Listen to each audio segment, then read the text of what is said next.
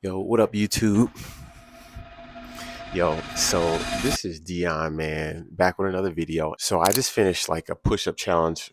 I actually like doing the 30-day challenge. It gave me something to kind of lock in every single day, and I like creating content. So it was a cool way to kind of document a little bit of my health and fitness journey, and to keep me accountable too by by posting it and just making sure everybody was watching my videos and keeping me accountable. But I say all that to say I'm thinking about doing a 30-day challenge where I track my trading, not necessarily to pass a challenge or to, make, grow $100 to $10,000. I see a lot of those videos on YouTube. I'm not looking to do that.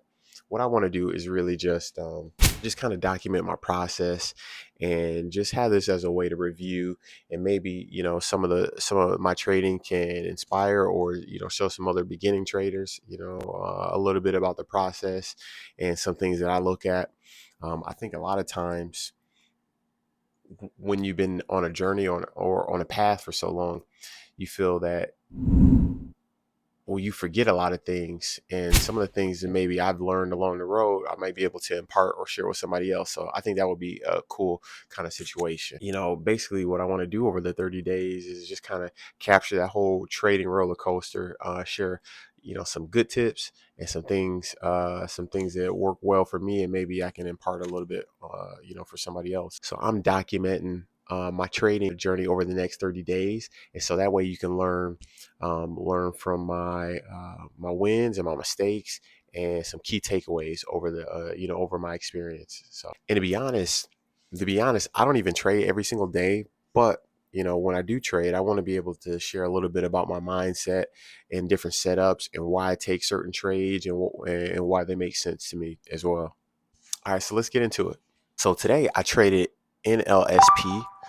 They had some news this morning, and when I woke up, I checked the charts and I looked at Webull because they have, I don't know, I like the platform on my phone, and a lot of times I trade from my phone. So I looked at the platform, and I was looking at large percent gainers on the day. That's always kind of my setup. I make sure that I'm fishing where the fish are. So I'm looking at stocks that are already up significantly on the day, and NLSP was one of the ones that had some news pre-market, and so they had a pretty good setup. I saw that they had gapped up to. Let's see if I can pull up a chart.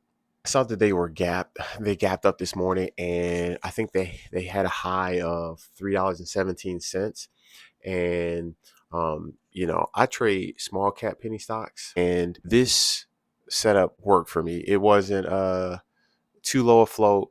I don't really like to, on my evaluation or my funded account, I don't really like to trade anything like sub a penny or a dollar. It's just part of the rules in the funded challenge is that you have to um, the minimum that you can take on a trade is 10 cents. So, if you're trading some 40, 50 cents, that's not going to work. In my personal account, I'll take a small trade like that because, it works. But for the funded account, I'm not looking to trade anything really under a dollar, closer to that $4 or $5 range, 10 and up. Those are all good, but anything less than a dollar or two is really not that attractive. So this NLSP, it was up 317. And a lot of times what I like to do is I wait for a pullback. And I like to buy when a stock is still, there's still a lot of volume there. It's a decent amount of volume on the day, and it is still kind of trending up. So that's what I saw with this setup. I saw that it still had momentum, and it was going up, and it just had a little bit of a pullback. So I waited for a bit of a reversal to see that the strength was still there. The stock actually came down to a level of support, and so I was trying to be patient. I think that helps me out a lot is when I'm buying these stocks on like smaller pullbacks, when there's a little bit of support there, I feel more confident in taking the trade. So that was kind of what happened with this one. I wasn't greedy. I bought it at I want to say like 288, and then I think 500 shares at 288, and then it pulled back after I grabbed my position. So I averaged down. I bought 200 more shares at like 278. So I had like an average price around 285. And and again, I really was not looking to hit a home run. I was just trying to, capture like a base hit. So I sold it into a little bit of strength. Maybe 5 to 10 minutes later, that trend started to correct, and so I exited at 304 and 308.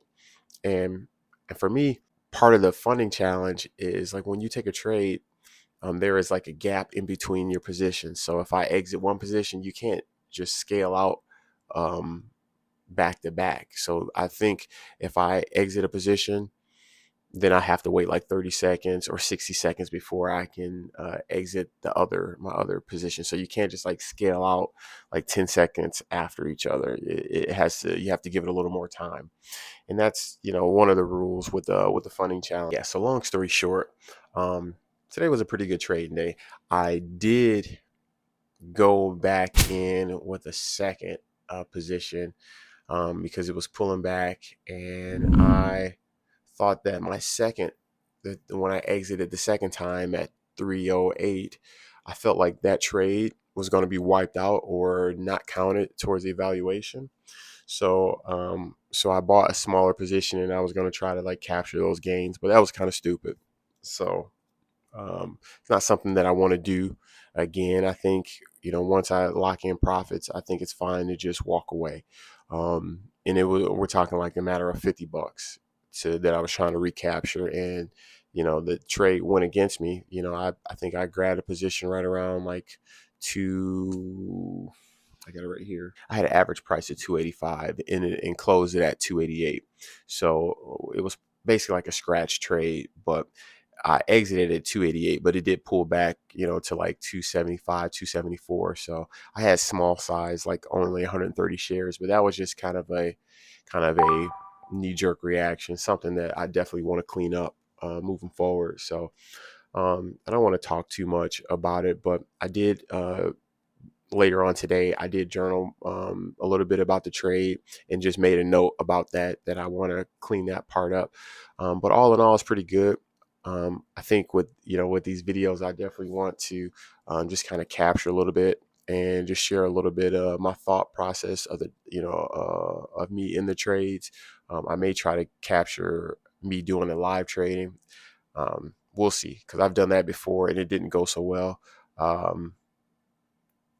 I think I included that in my recap video, but long story short, it cost me a lot because I wasn't focused. I was trying to record, my trade and not completely locked in. So we'll see how I decide to go about that. But if you stayed this long, I appreciate you watching, and I hope you have a good day. And if you have any questions, or if you are in the stock market, you trade small caps, what are some strategies or what are some setups that you like to trade? I'm kind of curious. So just comment below. And thanks for watching. I hope you have a good one. Peace.